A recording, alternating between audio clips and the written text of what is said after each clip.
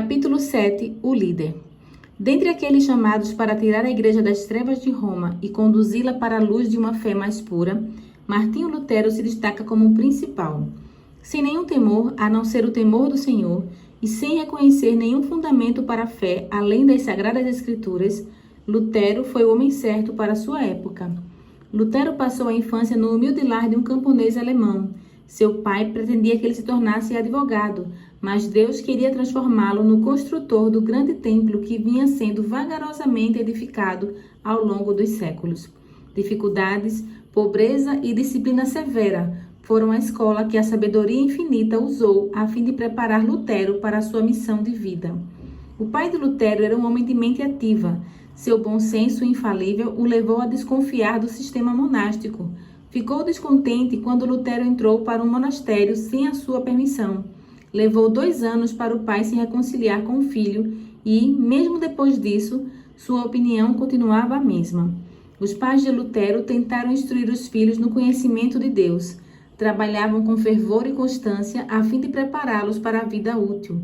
Às vezes eram rígidos demais, mas o próprio reformador encontrava mais para provar do que para condenar em sua disciplina. Na escola, Lutero foi tratado de forma dura e até com violência. Com frequência, passava fome.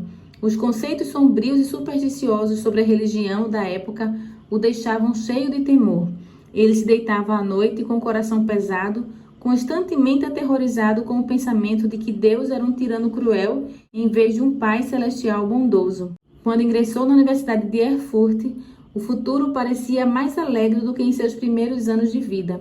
Por meio de economia e trabalho duro, seus pais haviam se tornado mais abastados e tinham condições de proporcionar ao filho toda a ajuda necessária. Amigos sábios e cuidadosos reduziram até certo ponto os efeitos melancólicos de sua formação anterior. Com boas influências, sua mente rapidamente se desenvolveu. A atenção consistente a seus estudos logo o colocou no topo dentre seus colegas. Lutero não deixava de começar cada dia com oração. De seu coração emanava continuamente um pedido de orientação.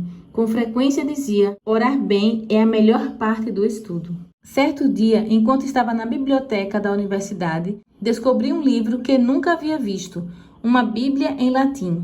Ele já tinha ouvido porções dos evangelhos e das epístolas, mas achava que aqueles trechos fossem a Bíblia inteira. Pela primeira vez, estava diante da palavra de Deus completa. Com respeito e admiração, abriu as páginas sagradas e leu por si só as palavras da vida, parando para exclamar: "Ah, se Deus concedesse um livro desse para mim!" Anjos estavam ao seu lado. Raios de luz da parte de Deus revelaram tesouros da verdade para sua compreensão. Como nunca antes, a convicção profunda de ser pecador tomou conta dele. Paz. O desejo de ter paz com Deus o levou a se dedicar à vida monástica. Como parte dessa escolha, precisava desempenhar as tarefas mais humildes e mendigar de casa em casa. Suportou com paciência essa humilhação, crendo ser necessária por causa de seus pecados. Lutero amava estudar a palavra de Deus. Encontrou uma Bíblia acorrentada a uma parede do monastério e com frequência ia até lá, privando-se do sono e tirando até mesmo o tempo que usava para fazer suas pobres refeições. Levava uma vida muito rígida, tentando dominar os males de sua natureza por meio de jejuns, vigílias e açoites. Posteriormente disse: se um monge pudesse ganhar o céu por meio de obras monásticas, sem dúvida eu teria esse direito. Se continuasse por muito tempo, minha autonegação acabaria me levando à morte. Mesmo com todos esses esforços, seu coração pesado não encontrava alívio. Por fim, quase sucumbiu ao desespero. Quando parecia que toda esperança havia terminado, Deus lhe concedeu um amigo, Staupitz. Abriu a palavra de Deus à mente de Lutero e o incentivou a tirar os olhos do eu e se concentrar em Jesus. Em vez de se torturar por causa de seus pecados, lance-os nos braços do Redentor. Confie nele, na justiça da vida de Cristo, na expiação de sua morte. O Filho de Deus se tornou homem para lhe dar a certeza do favor de Deus. Ame aquele que o amou primeiro. Essas palavras causaram profunda impressão na mente de Lutero. Paz sobreveio a seu coração aflito. Depois de ser ordenado sacerdote, Lutero foi chamado para ser professor na Universidade de Wittenberg. Começou a lecionar sobre Salmos, os Evangelhos e as Epístolas para multidões de ouvintes atentos. Staupitz, seu supervisor, o instigou a assumir o púlpito e pregar. Lutero, porém, sentia-se indigno de falar às pessoas em lugar de Cristo. Foi somente após uma longa batalha que cedeu ao pedido de seus amigos. Era poderoso na palavra, e a graça de Deus repousava sobre ele. Apresentava a verdade com tamanha clareza e tanto poder que convencia o entendimento de quem o ouvia, e seus fervorosos apelos tocavam o coração. Lutero ainda era um verdadeiro filho da Igreja Papal e jamais pensava que seria diferente. Foi visitar Roma e fez a jornada a pé, passando a noite nos monastérios ao longo do caminho. Ficou surpreso com o esplendor e o luxo que viu. Os monges viviam em quartos elegantes, usavam roupas dispendiosas e se banqueteavam com ricos alimentos. A mente de Lutero começou a ficar perplexa. Finalmente, à distância, viu a cidade sobre as 7 colinas. Prostrou-se com o rosto em terra, exclamando: Santa Roma, eu a saúdo. Ele visitou as igrejas, ouviu padres e monges narrarem seus contos fantásticos e realizou todas as cerimônias exigidas. Em todos os lugares, aquilo que viu o deixou pasmo. Males em meio ao clero, piadas indecentes feitas por oficiais da igreja. Encheu-se de horror pelo vocabulário baixo usado e até mesmo durante a missa. Deparou-se com intemperança e imoralidade. Escreveu: Ninguém é capaz de imaginar os pecados e atos vergonhosos cometidos em Roma. Eles têm o hábito de dizer: se existe inferno, Roma foi construída em cima dele. Verdade na escadaria. O Papa havia prometido uma indulgência para todos que escalassem de joelhos a escadaria de Pilatos, a qual se afirmava que fora trazida milagrosamente de Jerusalém a Roma. Certo dia, enquanto Lutero escalava os degraus, uma voz semelhante a um trovão parecia dizer: o justo viverá pela fé. Romanos 1:17. Ele se levantou envergonhado e cheio de horror. Naquele momento, percebeu com clareza maior do que nunca como era errado confiar nas obras humanas para a salvação. Afastou então o rosto de Roma. A partir de então, a separação cresceu até ele encerrar toda e qualquer conexão com a Igreja Papal. Após retornar de Roma, Lutero recebeu o título de doutor em divindade. A partir de então, estava livre para se dedicar às escrituras que tanto amava. Fizera o voto solene de ser fiel à pregação da palavra de Deus, não das doutrinas dos papas.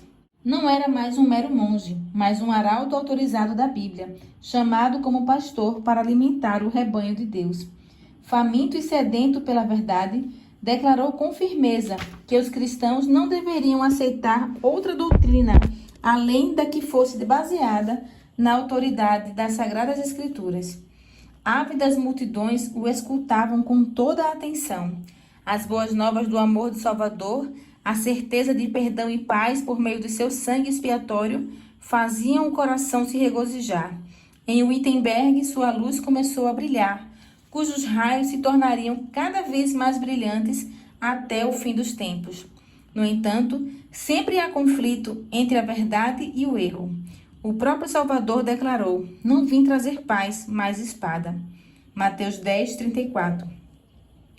Alguns anos após o início da reforma, Lutero disse: Deus me impulsionou a prosseguir. Quero viver em paz, mas sou lançado em meio a levantes e revoluções. Comércio. A Igreja Católica colocou a graça de Deus à venda. Impressionada para conseguir recursos a fim de construir a Basílica de São Pedro em Roma, a Igreja começou a vender indulgências sob a autoridade do Papa. Um templo seria construído para adorar a Deus, pago por meio de crime. Foi isso que despertou os inimigos mais bem-sucedidos do papado e levou à batalha que abalou o trono papal e a tríplice coroa sobre a cabeça do pontífice. Tetzel foi oficial designado para vender indulgências na Alemanha. Ele era condenado por ofensas vergonhosas contra a sociedade e a lei de Deus, mas foi contratado para liderar os projetos de obtenção de recursos para o Papa na Alemanha. Contou mentiras gritantes e contos fantasiosos a fim de enganar o povo ignorante e supersticioso. Se as pessoas tivessem acesso à palavra de Deus, não seriam enganadas, mas a igreja as impedia de ter contato com as Escrituras. Quando Tétzel chegava a uma cidade, um mensageiro ia à frente anunciando: a graça de Deus e do Santo Padre está às portas. As pessoas recebiam o enganador blasfemo como se fosse o próprio Deus. Do púlpito da igreja, Tétzel glorificava as indulgências como se fossem o dom mais precioso do Senhor. Declarava que, por meio de seus certificados de perdão, todos os pecados que o comprador desejasse cometer posteriormente seriam perdoados e nem mesmo arrependimento seria necessário. Ele garantia a seus ouvintes que as indulgências tinham poder para salvar os mortos. No momento em que o dinheiro tilentasse no fundo de sua mala, a alma pela qual o indivíduo pagara sairia do purgatório e trilharia o caminho do céu. Ouro e prata enchiam os tesouros de Tétzel. Era mais fácil obter a salvação comprada com dinheiro do que aquela que exigia arrependimento, fé e diligente esforço para resistir ao pecado e vencê-lo. Lutero ficou horrorizado. Muitos de sua congregação compraram os certificados de perdão. Logo começaram a procurar seu líder espiritual, confessando pecados e esperando ser perdoados, não por lamentarem e quererem mudar, mas por causa da indulgência.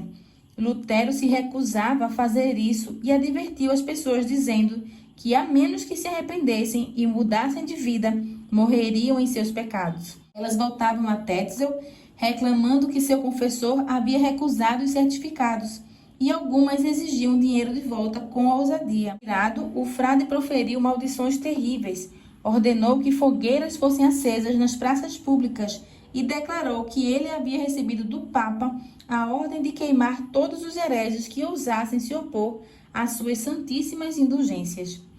O início de tudo. Lutero pregou no púlpito em tom de advertência solene. Explicou ao povo como o pecado ofendia a Deus e como era impossível a qualquer um, por meio das próprias obras, reduzir a culpa ou evitar seu castigo. Nada, a não ser o arrependimento diante de Deus e a fé em Cristo, são capazes de salvar o pecador. A graça de Jesus não pode ser comprada. É um presente gratuito.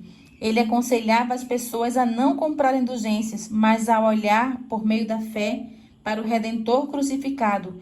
Contava sobre sua dolorosa experiência e garantia a seus ouvintes que era por meio da fé em Cristo que encontrariam alegria e paz. Como Tétzel continuava a fazer suas promessas ímpias, Lutero decidiu protestar de maneira mais eficaz.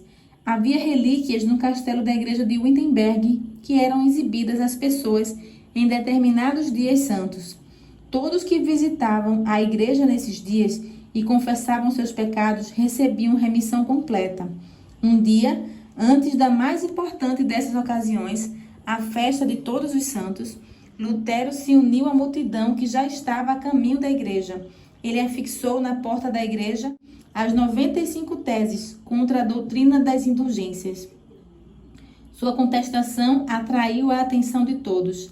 As teses eram lidas e repetidas em todas as direções, despertando grande agitação em toda a cidade. Os argumentos mostravam que Deus nunca havia confiado ao Papa, nem a homem nenhum, o poder de perdoar pecados e remover sua pena. Mostravam com clareza que Deus concede livremente sua graça a todo aquele que a busca com arrependimento e fé. As teses de Lutero se espalharam por toda a Alemanha e dentro de poucas semanas haviam ecoado por toda a Europa. Muitos católicos romanos devotos leram as teses com alegria, reconhecendo nelas a voz de Deus. Sentiam que o Senhor havia começado a agir para deter a crescente maré de corrupção proveniente de Roma. Príncipes e magistrados se alegravam em segredo, porque um limite estava sendo colocado sobre o poder arrogante que negava o direito de apelar às decisões.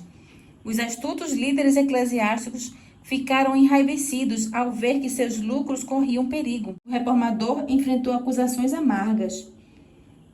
Quem não sabe, respondeu, que é raro alguém sugerir uma ideia nova sem ser acusado de incitar contendas? Porque Cristo e todos os mártires foram condenados à morte? Por que promoveram ideias novas sem primeiro pedir humildemente o conselho dos líderes religiosos estabelecidos. As acusações dos inimigos de Lutero, a representação errônea de suas intenções e os ataques cheios de ódio ao seu caráter sobrevieram a ele como um dilúvio. A princípio, o reformador tinha confiança de que os líderes se uniriam alegremente a ele na reforma. Olhando para o futuro, vira um dia melhor se aproximando da igreja. Entretanto, o encorajamento de alguns líderes havia se transformado em crítica. Muitos oficiais da igreja e do Estado logo perceberam que a aceitação das verdades acabaria por minar a autoridade de Roma, deteria os milhares que fluíam para os seus tesouros e diminuiria o luxo dos líderes papais. Ensinar o povo a buscar salvação somente em Cristo destituiria o Papa de seu trono e acarretaria a destruição de sua autoridade também. Por isso, eles se colocaram contra Cristo e a verdade, opondo-se ao homem enviado para levar luz até eles. Lutero tremia ao olhar para si, um homem se opondo aos poderosos da terra. Quem sou eu, escreveu, para me opor à majestade do Papa, perante quem tremem os reis da terra e do mundo inteiro? Ninguém é capaz de saber o que meu coração tem sofrido ao longo desses 2 anos, a tristeza e até mesmo o desespero no qual afundei. Quando o apoio humano falhou, ele olhou somente para Deus.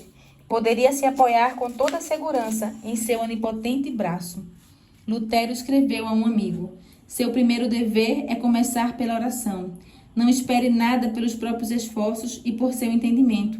Confie somente em Deus e na influência de seu espírito. Essa é uma importante lição para aqueles que sentem que Deus os chamou para apresentar aos outros verdades vitais para esse tempo. Ir contra os poderes do mal exige algo mais do que intelecto e sabedoria humana. Única fonte. Quando os inimigos apelavam para os costumes e as tradições, Lutero os enfrentava somente com a Bíblia.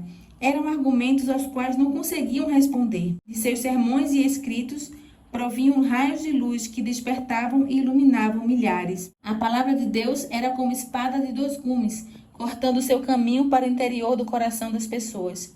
Os olhos do povo, direcionados tanto para cerimônias humanas como para sacerdotes terrenos, passaram a se voltar pela fé para o Cristo crucificado.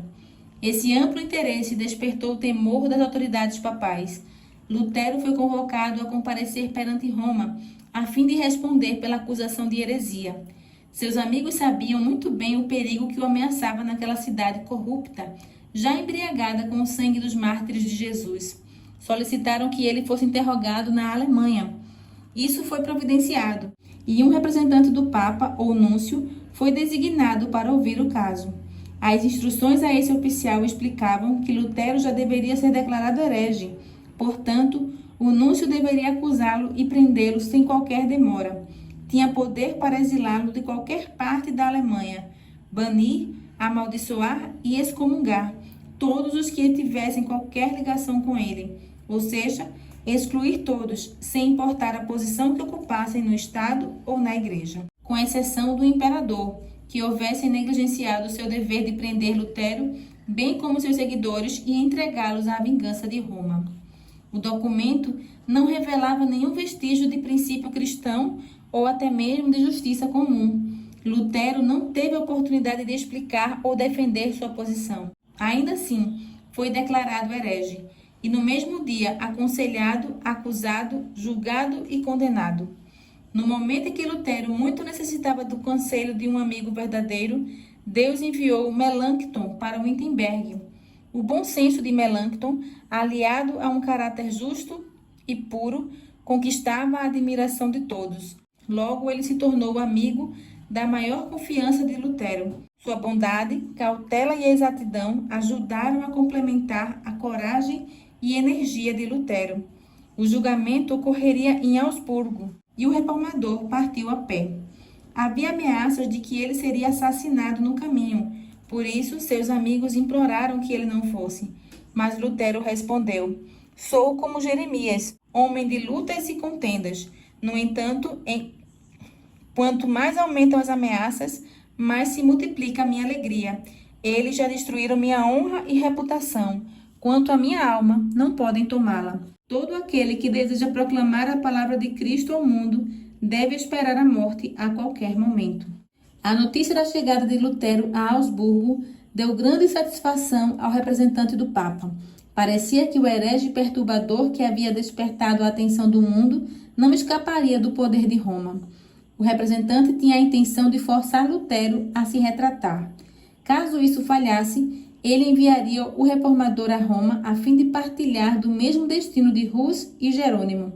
Assim, por meio de seus agentes, tentou fazer Lutero comparecer sem salvo-conduto, confiando em sua misericórdia. Mas o reformador se recusou a fazer isso. Só compareceu à presença do embaixador do Papa quando recebeu o documento que prometia proteção por parte do imperador. Como estratégia, os delegados do Papa decidiram conquistar Lutero, parecendo tratá-lo com bondade. O embaixador alegou grande amizade, mas exigiu que Lutero se submetesse completamente à Igreja e abrisse mão de todas as suas ideias sem argumentar nem questionar. Em sua réplica, Lutero expressou sua consideração pela Igreja, seu desejo de conhecer a verdade e sua disposição para receber não apenas todas as objeções, mas àquilo que ensinava e a submeter suas doutrinas ao arbítrio das principais universidades. Ele também protestou contra a exigência do cardeal de se retratar sem ficar comprovado que estava errado. A única resposta que recebeu foi: retrate-se, retrate-se. O reformador mostrou que sua posição contava com o apoio das Escrituras. Ele não podia renunciar à verdade. O embaixador, incapaz de refutar os argumentos de Lutero, o sobrecarregou com uma tempestade de acusações, ataques, bajulação, citação de tradição e os dizeres dos pais da Igreja, sem dar ao reformador a oportunidade de se pronunciar. Por fim, Lutero conseguiu a permissão relutante de apresentar sua resposta por escrito. Ao escrever para um amigo, disse: aquilo que é escrito pode ser submetido ao julgamento de outros. Além disso, maior é a chance de trabalhar com os temores, se não da consciência, de um déspota arrogante e tagarela, que de outra maneira dominaria por meio de suas palavras arrogantes. Na audiência seguinte, Lutero fez uma apresentação clara, concisa e vigorosa de seus pontos de vista, fundamentada nas Escrituras. Após ler o documento em voz alta, ele o entregou ao cardeal, que o jogou de lado e o desconsiderou, dizendo se tratar de um aglomerado de palavras vãs e citações irrelevantes. Então, Lutero enfrentou o altivo oficial no terreno dele, usando as tradições e os ensinos da Igreja, derrotando por completo os argumentos do cardeal. O oficial quase perdeu o domínio de si mesmo. Irado, gritou: retrate-se, caso contrário, o mandarei para Roma. Por fim, declarou em tom nervoso e arrogante: retrate-se ou não volte nunca mais. O reformador saiu imediatamente com seus amigos, deixando claro que o embaixador não deveria esperar nenhuma retratação de sua parte. Não era isso que o cardeal intencionava. Sozinho, então, com aqueles que o apoiavam, olhou perplexo para os outros diante do fracasso inesperado de seus planos. A vasta assembleia que ali estava teve a oportunidade de comparar os dois homens e julgar por si só o espírito que cada um havia demonstrado, bem como a força e a veracidade de seus posicionamentos. O reformador era simples, humilde e firme, tendo a verdade ao seu lado. O representante do Papa se revestia de importância própria, era jactancioso, irracional e não tinha um único argumento bíblico. Ainda assim, exigia em volume máximo: retrate-se ou irá para Roma. Fuga de Augsburgo. Os amigos de Lutero argumentaram que, como era inútil ficar, ele deveria retornar o mais rápido possível para Wittenberg e fazê-lo com grande cuidado. Assim, ele partiu de Augsburgo a cavalo antes de raiar o dia, acompanhado apenas de um guia que o magistrado havia providenciado. Trilhou em segredo as ruas escuras da cidade. Inimigos vigilantes e cruéis tramavam destruí-lo. Foram momentos de ansiedade e fervorosa oração. Ele chegou a um pequeno portão no muro da cidade. Abriram o portão para Lutero. Então ele e o guia passaram. Antes do representante de Roma ficar sabendo que Lutero havia ido embora, ele já estava além do alcance de seus perseguidores. A notícia da fuga de Lutero encheu o representante de surpresa e raiva. Ele esperava receber grande honra por sua firmeza ao lidar com aquele perturbador da igreja. Em uma carta a Frederico, eleitor da Saxônia, denunciou amargamente Lutero, exigindo que a autoridade enviasse o reformador a Roma ou o banisse da Saxônia. Até então, Frederico tinha pouco conhecimento sobre as doutrinas reformadas, mas havia ficado profundamente impressionado com a força e a clareza das palavras de Lutero. Até que alguém provasse que o reformador estava errado, Frederico estava determinado a protegê-lo. Em resposta, o oficial respondeu: uma vez que o doutor Martinho compareceu perante sua presença em Augsburgo, o senhor deve se dar por satisfeito. Não esperamos que tente obrigá-lo a se retratar sem primeiro convencê-lo de seus erros. Nenhum homem culto de nosso território me informou que a doutrina de Martinho é sacrílega, anticristã ou herege. Frederico percebia que a igreja necessitava de uma obra de reforma. Em segredo, ele ficou feliz porque a influência melhor estava surgindo dentro da igreja. Somente 1 ano havia se passado desde que o reformador afixara as teses na igreja do castelo. Porém, seus escritos despertaram um renovado interesse pelas Sagradas Escrituras por toda a parte. Alunos se aglomeravam na universidade, vindos não só de todas as partes da Alemanha, mas também de outras terras. Ao ver Wittenberg pela primeira vez, jovens levantaram as mãos ao céu e louvaram a Deus por ter feito a luz da verdade brilhar a partir dessa cidade. Na época, Lutero estava apenas parcialmente convertido dos erros de Roma. Entretanto, escreveu: estou lendo os decretos dos pontífices e não sei se o Papa é o próprio anticristo ou seu apóstolo, já que Cristo é representado de forma tão incorreta e é crucificado por meio dele. Roma foi ficando cada vez mais irada com os ataques de Lutero. Oponentes fanáticos, até mesmo doutores das universidades eclesiásticas, declaravam que quem matasse o monge ficaria isento de pecados. Mas Deus era sua defesa. Suas doutrinas eram ouvidas por toda a parte, em cabanas e conventos, nos castelos dos nobres, nas universidades e em palácios reais. Na mesma época, Lutero descobriu que Hus, o reformador boêmio, havia defendido a grande verdade da justificação pela fé antes dele. Lutero declarou: todos nós, Paulo, Agostinho e eu, temos sido hussitas sem o saber. A verdade foi pregada há 1 século e queimada. Acerca das universidades, Lutero escreveu: temo que as universidades se tornem grandes portões do inferno, a menos que trabalhem com afinco para explicar as Sagradas Escrituras e inculcá-las no coração dos jovens. Qualquer instituição que não envolva as pessoas constantemente com a palavra de Deus se torna corrupta. Esse apelo circulou por toda a Alemanha, despertou a nação inteira. Os adversários de Lutero instigaram o Papa a agir de maneira decisiva contra ele. Um decreto de condenação imediata foi promulgado. Caso o reformador e seus seguidores não se retratassem, seriam todos excomungados. Uma crise terrível. Essa foi uma terrível crise para a reforma. Lutero não era cego à tempestade que estava prestes a sobrevir, mas confiava que Cristo seria seu apoio e escudo. Não sei nem quero saber o que está para acontecer. Nenhuma folha cai sem a vontade do nosso Pai. Quanto mais Ele cuida de nós, pequena coisa é morrer pela palavra, uma vez que o próprio Verbo que se fez carne morreu.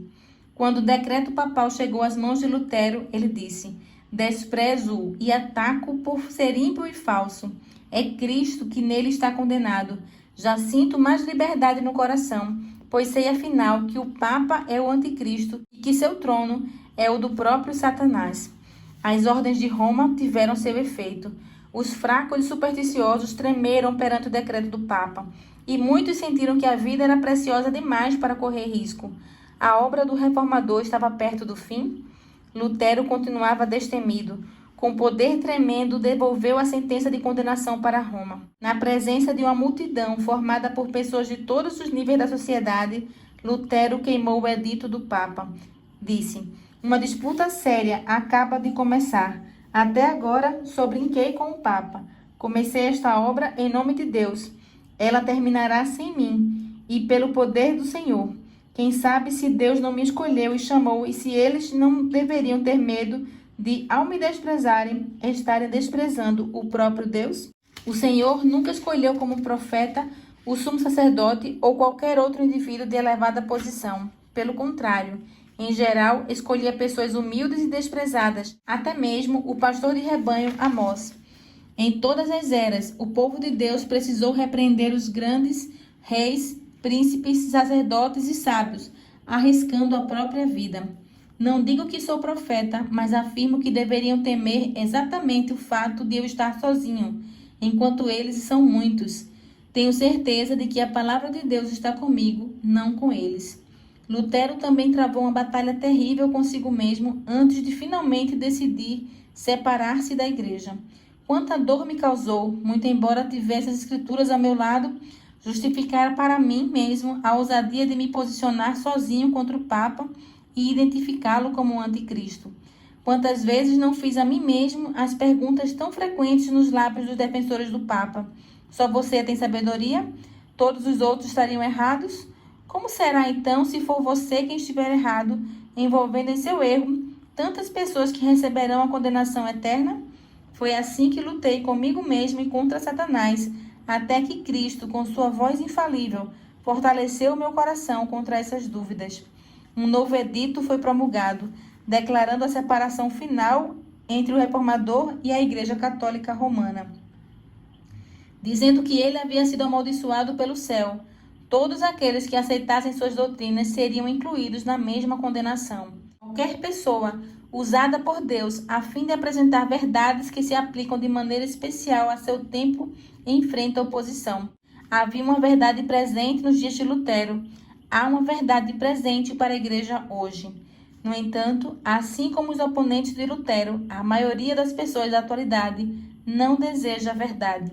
Aqueles que apresentam a verdade para este tempo não devem esperar ser recebidos de maneira mais favorável que os primeiros reformadores. O grande conflito entre a verdade e o erro, entre Cristo e Satanás, se intensificará até o fim da história deste mundo. João 15, 19 e 20 e Lucas 6, 26.